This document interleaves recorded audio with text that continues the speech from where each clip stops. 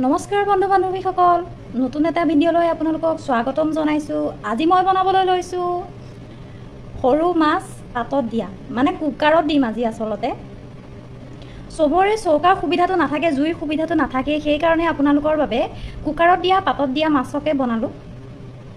ভিডিঅ'টো আৰম্ভ কৰোঁ ব'লকচোন। সৰু মাছ কেইটামান লৈছোঁ। নিমখ হালধি অৱশ্যে সানা হৈ আছে, সোৱাদ অনুসৰি নিমখ হালধি। নিমখ অকণমান কমিছিলে, সেইবাবে নিমখ অকণমান আকৌ অকণমান দি দিছোঁ। অকণমান আদা নহৰু থেতেলিয়াই লৈছোঁ, সেইখিনিও ইয়াতে দি দিছোঁ। কেঁচা জলকীয়া 3টা লৈছোঁ আৰু খাটি সৰিয়হৰ তেল অকণমান লৈছোঁ। ব'লকচোন ভিডিঅ'টো এতিয়া আৰম্ভ কৰোঁ।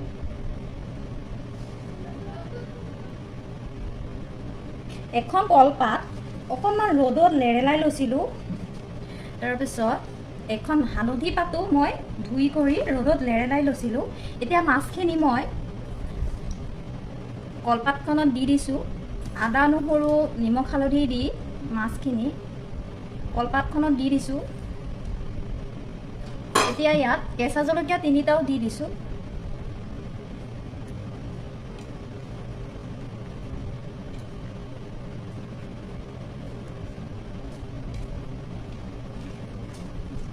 এইখিনি অকণমান সানি লৈছোঁ।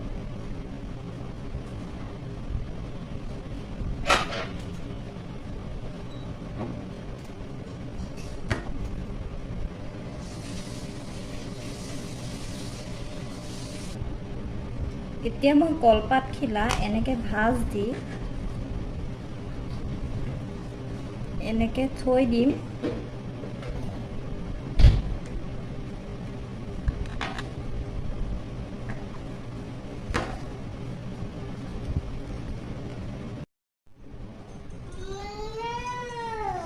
কলপাতখিলা এনেকৈ ভাজ দিবলৈ বহুতেই সুবিধা হয়। কি হ'ল এই খিলা এতিয়া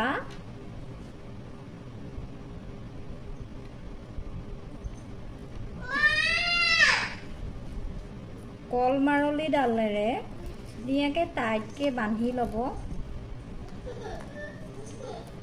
টোপোলা এটা কৰি বান্ধি ল'ব।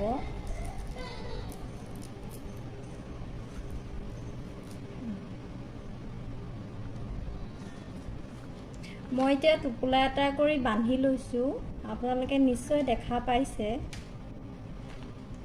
ইয়াৰ ওপৰত মই হালধিৰ যে পাতখিলা দেখিছিলে, সেই হালধিৰ পাতখিলাও এনেকৈ নুৰিয়াই লৈছোঁ।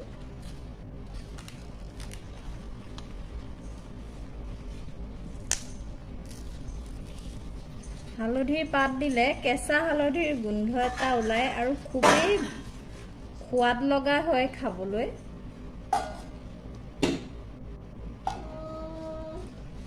ইয়াত দেখিছেনে মই কেনেকৈ বান্ধিছোঁ।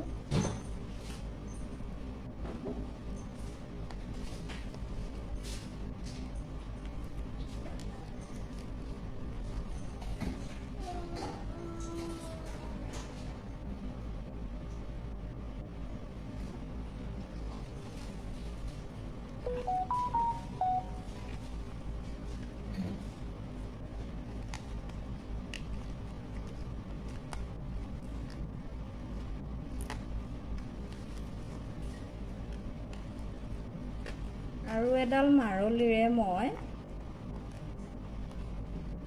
ধুনীয়াকৈ বান্ধি লৈছোঁ।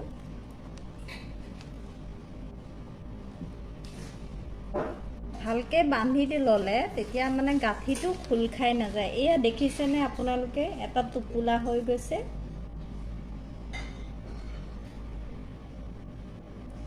এতিয়া এই টোপোলাটো কুকাৰত দি কেনেকৈ পাতত দিম আপোনালোকে চাবচোন, আৰু ভিডিঅ'টো কেনেকুৱা লাগিলে জনাবচোন দেই। এতিয়া এটা কুকাৰ লৈছোঁ। কুকাৰটোৰ ভিতৰত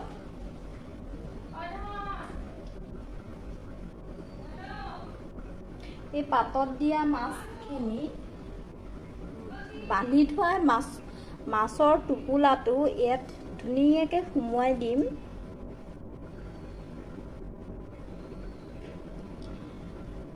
মাছৰ টোপোলাটো এতিয়া কুকাৰৰ ভিতৰত সুমুৱাই দিলোঁ মই। তাৰপিছত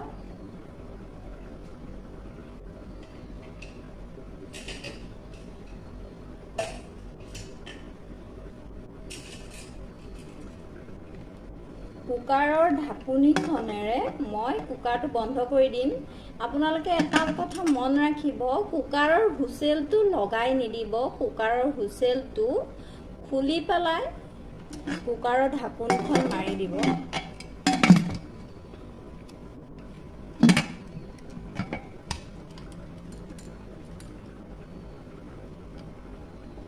এতিয়া কুকাৰটো মাৰা সম্পূৰ্ণ হৈ গ'ল। এতিয়া গেছটো জ্বলাই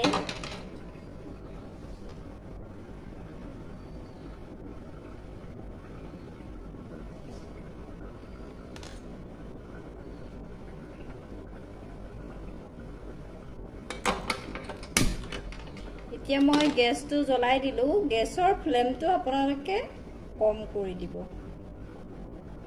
খুব হাই কৰি নিদিব। এইখিনি প্ৰায় 10 মিনিটমানৰ কম জুইত মানে সিজাব।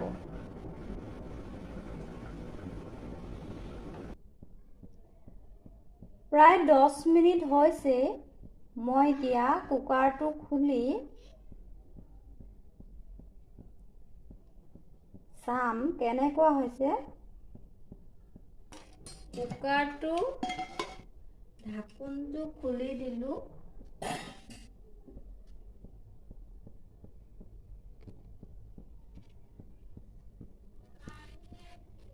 এতিয়া কলপাতৰ টোপোলাটো এখন হেতাৰ সহায়ত লুটিয়াই দিম। খুব সাৱধানেৰে দিব, কাৰণ গৰম হৈ থাকে।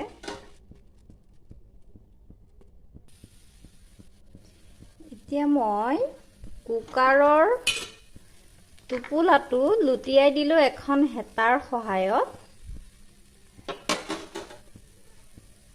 এতিয়া ইটো ছাইডো লুটিয়াই দিয়া ছাইডটো সিজিবৰ বাবে প্ৰায় 10 মিনিট সময় মই আকৌ কুকাৰৰ ঢাকনটো মাৰি ল' ফ্লেমত ভাপত দিম।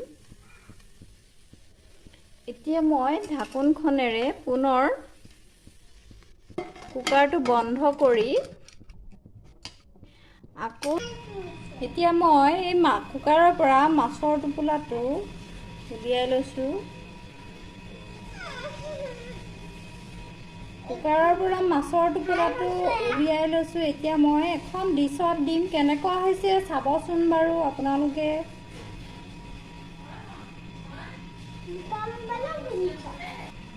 মাছৰ টোপোলাটো এখন ডিছত উলিয়ালোঁ। গৰম হৈ আছে, অকণমান ঠাণ্ডা হ'বলৈ ফেনখন চলাই দিছোঁ।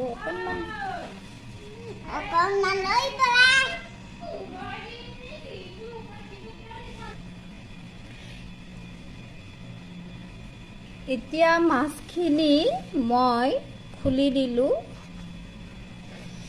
এয়া চাওকচোন কিমান ধুনীয়া হৈছে।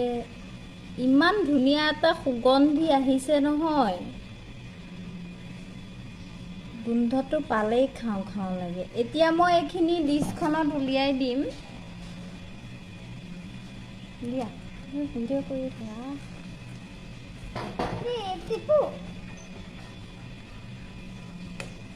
এতিয়া মই ডিছখনত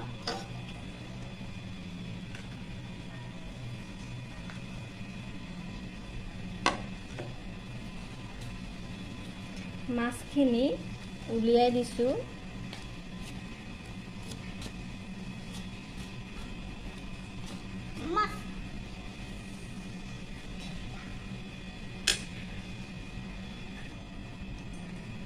এতিয়া ইয়াত অকণমান কেঁচা পিঁয়াজ, ধনিয়া আৰু কেঁচা মিঠাতেল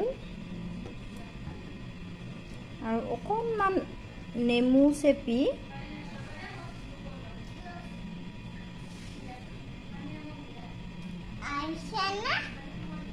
এইখিনি ধুনীয়াকৈ সানি ইয়াত যে দিছিলোঁ কেঁচা জলকীয়াকেইটাও ধুনীয়াকৈ পিটিকি সানি ধুনীয়াকৈ ভাতৰ লগত পৰিৱেশন কৰিব। বহুত সোৱাদ লগা হয়। আপোনালোকে কেনেকুৱা পালে জনাবচোন, এবাৰ খাই চাব বনাই। কেনেকুৱা পালে জনাবচোন ভিডিঅ'টো।